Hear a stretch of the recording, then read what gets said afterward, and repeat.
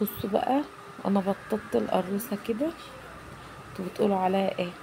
جبت الرقاقية، حطيت شوية دقيق ومن فوق ومن تحت، وقمت ببططها شوية، وقمت فردها ايه بالفريرة زي ما انتوا شايفين كده. بسم الله ما شاء الله، ما خدتش وقت معايا، في ثانية وانا واقفة كده على الرخامة، ما خدتش وقت معايا زي ما انتوا شايفين كده. فردته اهوت كويس. هشوفها بقى، اشيلها كده ايه واسيبها على جنب، واعمل التانية زي ما انتوا شايفين كده. اللهم بارك. هفردها برضك ايه بالفريرة اهوت، فردتها شوية بايديا، وقمت ايه عاملاها بالفريرة زي ما انتوا شايفين كده. هولع بقى الفرن. انا كنت مولعاه وايه ومهديه النار كده شوية على بال ما افرد دول، الفرن يسخن شوية. ماشي، هوريكم بقى ايه وانا بحطها في الفرن. انا الصاج قلبت الصاج، كان الصاج واحد محطوط معدول والتاني مقلوب. ماشي، ركزوا معايا في الصاج وانتوا هتفهموا ايه اللي انا بقوله. تعالوا معايا بقى كده.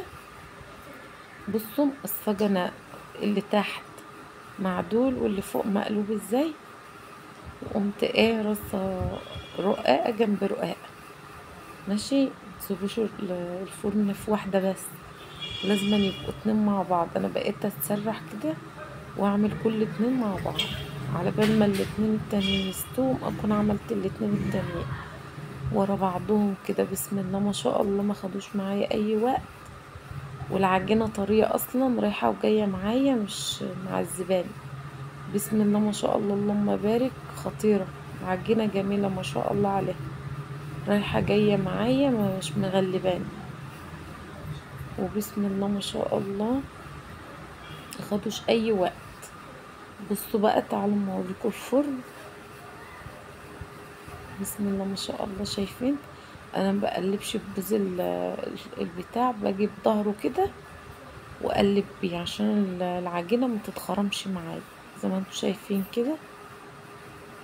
بظهر السيخ بقلب ظهره بس، علشان الرقاقية او الرغيف او اي عجينه يعني ما تتخرمش معايا زي ما انتوا شايفين كده. بصوا اللهم بارك، قلبتها علشان تاخد لون ايه، الفرن حامي من تحت عن فوق، لان انا عندي الشعلة من فوق هادية، فانا مولعاها برضك عشان الفرن الرقاق عايز فرن حامي، فانا مولعه من فوق ومن تحت، بس بقلب الرقاق عشان خاطر الفرن من فوق بارد.